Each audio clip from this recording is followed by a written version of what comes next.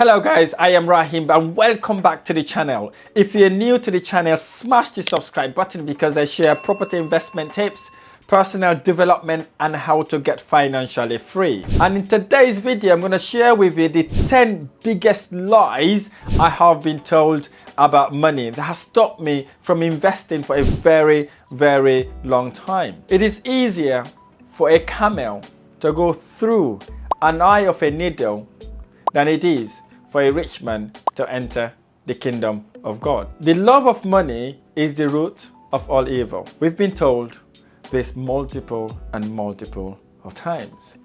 This has been engraved in me since I was 4 years old, saying money is the root of all evil.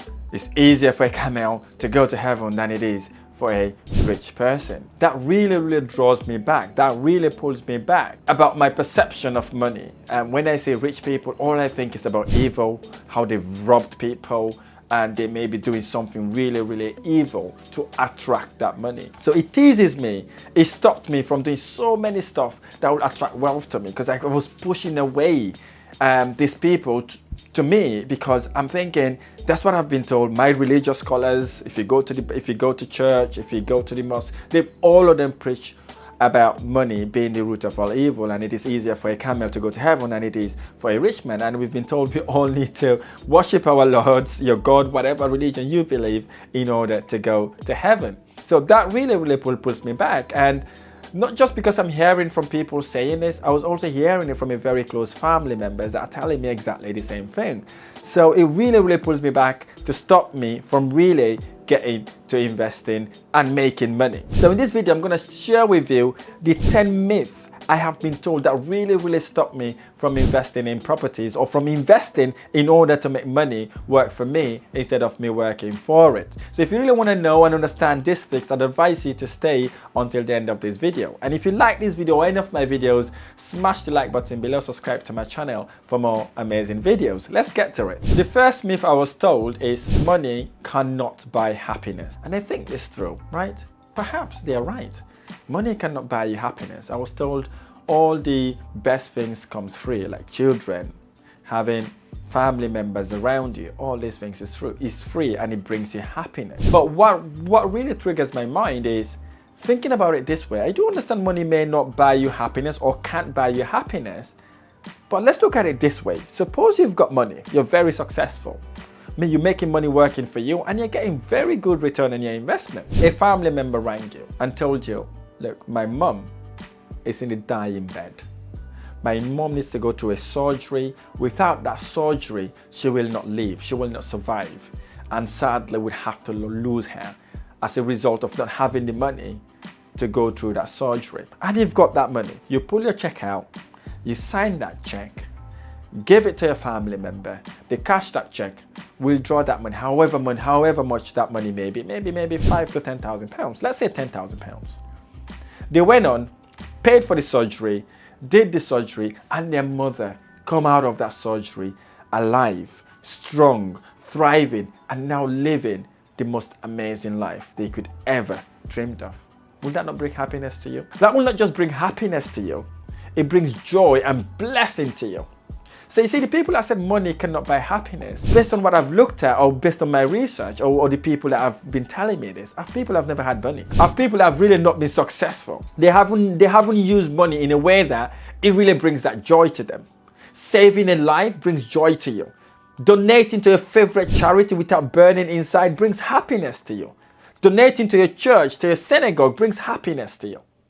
So the people that tells you money cannot buy happiness are people that haven't had money. So I was able to eradicate that myth by thinking about, if I've got money, I create my own charity or I help family members. It brings a lot more joy to me than being without money. Second myth, you need a high income to be wealthy. I've been told this again, several times, especially before I start my property investment journey, I was told I need 200,000, 300,000, you name the amount in order to start my investment journey. And plus that, I need to be earning enough money in order to be able to buy properties. So that really stopped me from investing, and that stopped me from even persuading looking at properties. Wanted to start business, I was told I need money. I wanted to start my side hustle, I was told I need to be earning enough money in order for me to be able to be successful in those trades. Only to realize the advice I was getting was from people that are not wealthy, and are from people that have not been earning enough. So they make the earning or the income they make that is not as high enough are the result of them not investing.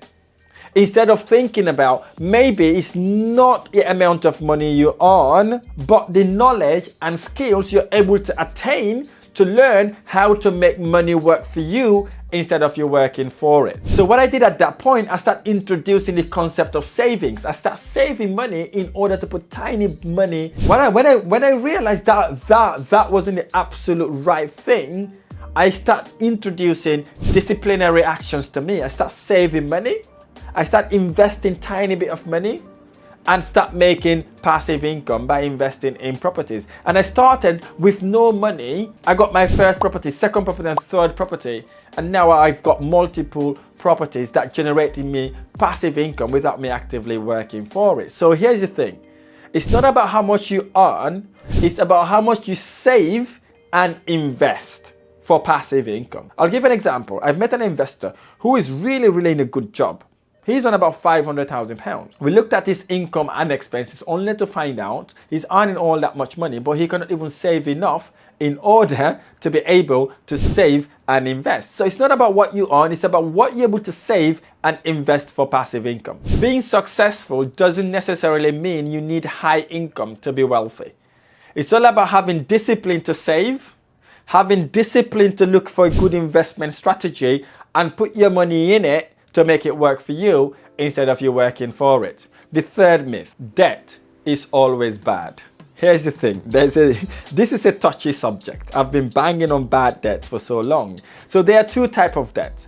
If you're taking debt to go on holiday, if you're taking debt to buy gift, if you're taking debts to buy things that depreciate in value, perhaps debt is not a good thing. However, if you're using a debt to invest in you, invest in appreciating assets, investing in asset that brings you passive income, it is not always a bad debt. It is not always a bad thing to do. The only time debt is bad is when you use it to buy depreciating asset that doesn't bring income or passive income to you or do not add value to yourself. However, if you can use the debt wisely, by buying properties, buying things that appreciate in value, that can give you passive and recurring income, that would be the fastest way to get you to financial freedom and enable you to pay your debt. And the best of all, if you're buying assets and appreciating assets as well as assets that generate you passive income, the people that you serve are the people that will be paying for the interest on those debts. So that is not always bad. The bad debt is the debt you take to buy depreciating assets, things that doesn't add value to you, neither makes you money. In other hands, the good debt is the debt you take to buy appreciating assets like properties that will generate you rental income every single month without doing anything and also appreciate in value, which ultimately helps you pay the debt without worrying about how to finance the debt. The fourth myth, investing is for wealthy people. Now this is important because I've been told this so many times as well. You have to be in the game, bro. You have to come from a wealthy family. You have to be from a rich family in order for you to be able to start investing, in order for you to be wealthy. Again, that's a BS. Okay, so what I did when I start listening to these people, when I start taking this in, when I realized this is not true, is when I started making my own research. I looked at the successful people around me to learn and understand whether this myth is true. Are they from a rich family? Are they from a wealthy family? Here's the thing, when I did my research, 80% of the people I did my research on came from a poor and poor background. Actually, what I found out, investing is not only for the wealthy people. It is for people that can use their initiative, their thinking, surrounding themselves with people that are doing what they want to do in order to build that generational wealth. So you don't have to be rich or wealthy to be successful. You can start from now, from wherever you are, in order to get you to where you want to go. Here is a word I heard from someone. He said, being poor is not your fault, but dying poor is absolutely your fault, especially in the world that we're living in right now. You can do any businesses, you can start any adventures, any side hustles without even leaving the comfort of your own home. Number 5, this is a funny one. Money should be kept under mattresses. You know, like back in the days, people don't trust the banks, okay? Even nowadays, people don't trust the banks. So what they do, so once they've got the money, they hide it under the mattresses, under the pillows, because they don't trust the bank. I get you, I do understand that. If you don't have lots of money, maybe it fits enough under your mattresses. But if you start making money, the bank is the best place to store your wealth. Why? Number 1, it's safe. Nobody would come knocking at your door. Number 3, you can easily transfer that money to invest, okay? And number 4, you could easily lend that money out to someone to use in an investment, or you can joint venture with someone in order to make that money work for you instead of having it under your mattress doing nothing while depreciate in value. Number 6, you can get rich quick. Look, there's no shortcuts to building wealth. In order for you to build wealth, generate that wealth and sustain that wealth, you have to work for it, learn how to accumulate it, execute whatever you've learned, and look for a long-term game.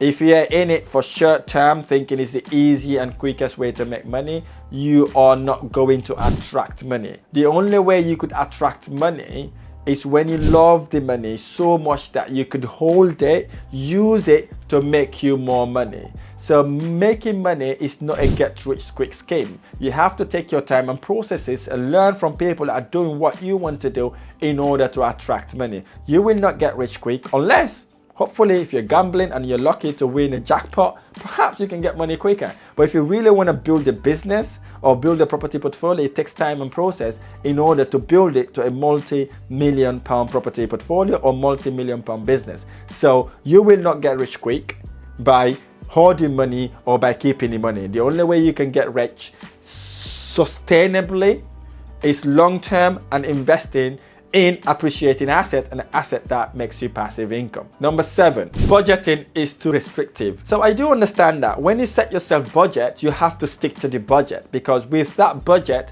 brings discipline. With that budget brings consistency. With that budget brings ideas on how to use the money you're saving to make investment. So being a savvy budgeter or someone who's frugal with their investment is really a discipline that you need to hack in order to be successful. So it's not restrictive, but discipline in order to get you to where you want to go. Number 8, I am too young to make money. I remember hearing this when I just started my property investment journey. I was with this mortgage broker. Maybe he's in his mid-50s or mid-60s.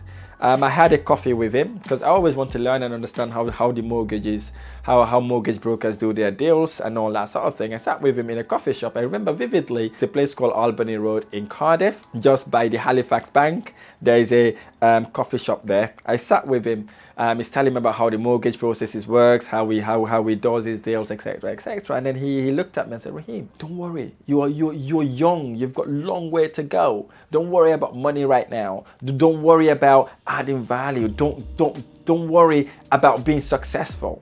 Right, you've got a long way to go. So what you want to do right now, maybe, is just to kind of, continue with the work you're doing, working as an accountant. And then when you're in your 40s, maybe mid-40s, you're mature enough to start thinking about generating wealth. Wow, I'm thinking, okay, I've just had the best advice of how to do mortgages, how to build a property portfolio, only to get the same advice from this gentleman that I thought I could trust to pull me back in order for him to be able to do what he wants to do, because he realized I have got so much exposure with lots of investors that he wanted to pull me out of it so he can go into it, so he can start making his own money. That was one of the worst advices I've ever received, by someone telling me I was too young to start generating income. Since that day I had the meeting with that gentleman, I've never met him again, because I realized we haven't got the same vision, and also he wasn't meaning all good for me. Because if he really wanted me to be successful and be wealthy and stop working for people, is to advise me to thrive as I'm young, to motivate myself to start making money at a young age, in order to allow me, funny enough, when I'm in my 40s or 50s, to retire. The 9th myth: I can't invest because I don't understand finance. So I've got lots of people say, oh, Rahim, I really want to invest, but guess what? I don't know what the finance, I don't know how to do these mathematics things. I don't know how to do these hard things. It just sounds complicated, and I don't know how to work my figures out. So I don't think really this is for me. I listened to that.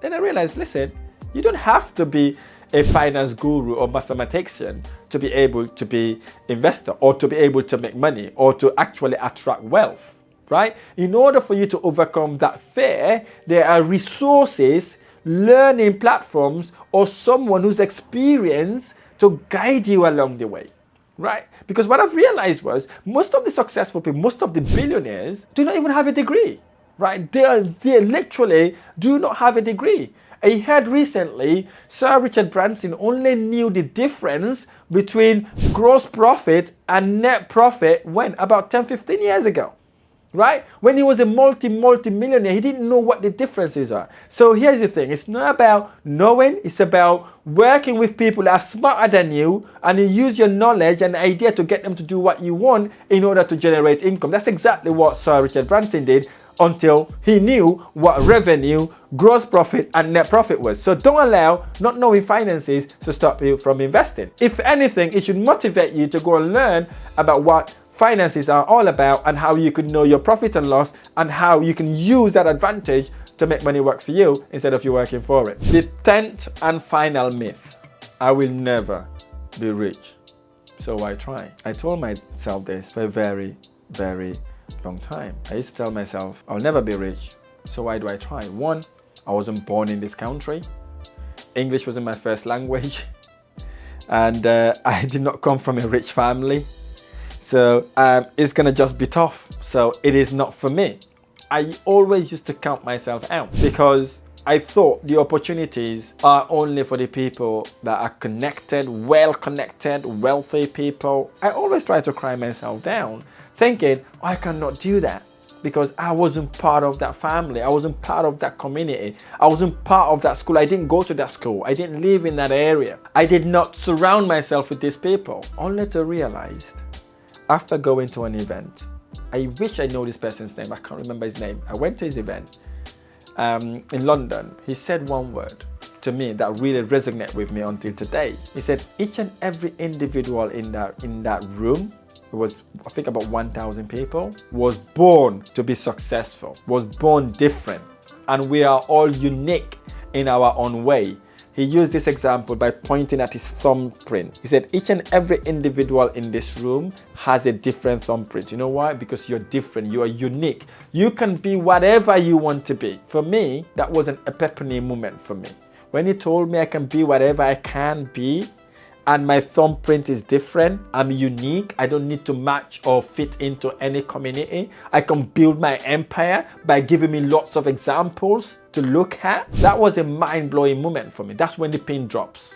And when it drops, I never and ever told myself, I will not be rich. I reversed the word. I said, I will be rich, and am I capable to be rich, and I will be successful. Guess what that does to me? It then starts to distract me from the people that were not adding value to me. It distracts me from those people, and I start attracting people that can add value to me, people that can share with me their journey, people who can guide me, people who can literally show me the way to go to where I wanted to go. Everything changed at that time, and I start realizing that literally is what you tell yourself.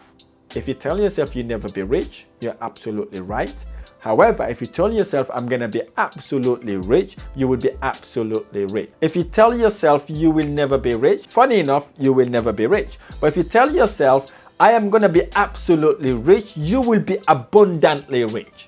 Okay, so saying that negative connotation, the reason I'm sharing this myth is because they really impacted my life before I was able to do what I'm doing today. If you have any of these 10 myths, even if it's one of them, try to take those negative connotations away from you and look at it in a different way that would help you not just love money so you can help lots of people, but to use the love of money to make the world a better place. I really hope this video has been helpful. If this video has been helpful, hit the like button below, subscribe to my channel for more amazing videos. I look forward to sharing next video. Thank you.